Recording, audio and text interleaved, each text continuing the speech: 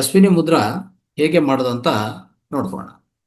ಅಶ್ವಿನಿ ಮುದ್ರಾ ಮಾಡೋಂಥ ಓಕೆ, ಇದು ಮಾಡೋ ವಿಧಾನ ನೋಡ್ಕೊಳ್ಳಿ. ಫಸ್ಟು ಇದು ಹೆಂಗಿರ್ತದೆ ಅಂದರೆ, ಈ ರೀತಿಯಲ್ಲಿ ಇಟ್ಕೊಂಡು ಹೆಬ್ಬೆರಳು ಸ್ವಲ್ಪ ಹಾಗೆ ದೂರ ಇರಲಿ. ಈ ಕಿರುಬೆರಳು ಉಗುರ ಮೇಲೆ ಫಸ್ಟ್ ಬರಬೇಕಾಗಿರೋದು ನೋಡ್ಕೊಳ್ಳಿ. ಈ ಕಿರುಬೆರಳು ಇದೆಯಲ್ಲ, ಕಿರುಬೆರಳು ಮೇಲೆ ಫಸ್ಟು ಈ ತೋರು ಬೆರಳು ಟಚ್, ಆಮೇಲೆ ಉಂಗರ ಬೆರಳು, ಆಮೇಲೆ ಮಧ್ಯ ಬೆರಳು, ಹೀಗಿರಬೇಕು. ನೋಡಿದ್ರಾ? ಆದರೆ ಹೆಬ್ಬೆರಳು ದೂರ ಇರ್ತದೆ.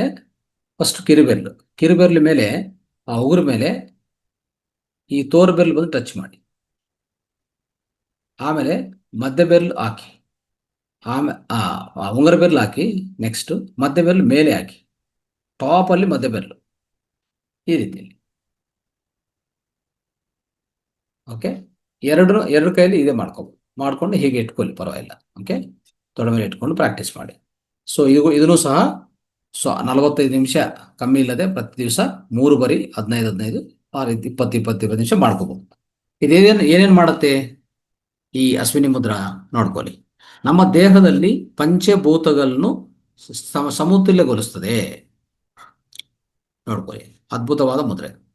ಆಮೇಲೆ ನಮ್ಮಲ್ಲಿ ಈ ವಾತ ಪಿತ್ತ ಕಫದೋಷ ಇದೆಲ್ಲ, ಈ 3 ಸಮತುಲ್ಯಗೊಳಿಸ್ತದೆ. ಆಮೇಲೆ ನಮ್ಮ ದೇಹದಲ್ಲಿ ವಿಷ ಪದಾರ್ಥಗಳನ್ನು ಆಚೆ ಕಳಿಸ್ತವೆ. ಮತ್ತೆ ನಮ್ಮ ಹೊಟ್ಟೆ ಜೀರ್ಣ ಶಕ್ತಿಯನ್ನು ಹೆಚ್ಚು ಮಾಡೋದಾಗ್ಲಿ. ಆಮೇಲೆ ನಮ್ಮ ಕಾಲುಗಳಲ್ಲಿ 2 ಕಾಲುಗಳನ್ನು ಪೂರ್ತಿ ಸ್ಟ್ರೆಂತ್ ಮಾಡುತ್ತೆ. ಆಯ್ತಾ?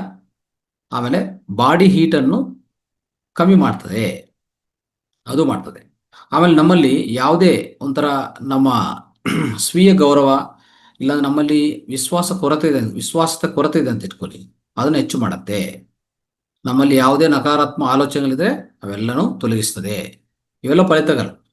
ನಮಗೆ ಮಾನಸಿಕ ಒತ್ತಡ ಇದ್ರೆ ಅದು ತೊಲಗಿಸ್ತದೆ. ಆಯ್ತಾ?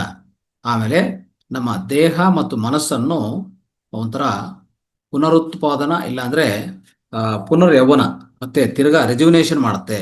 ರಿಜುವಿನೇಷನ್ ಮಾಡಿ ನಮಗೆ ಅದ್ಭುತವಾದ ಫಲಿತ ಕೊಡುತ್ತೆ. ಇದರ ಪ್ರಯೋಜನಗಳು ಇಷ್ಟಿದೆ ಸ್ನೇಹಿತರೆ. ಅಶ್ವಿನಿ ಮುದ್ರಾ ಅನ್ನೋದು, ಇದನ್ನು ದಯವಿಟ್ಟು ಪಾಲನೆ ಮಾಡಿ.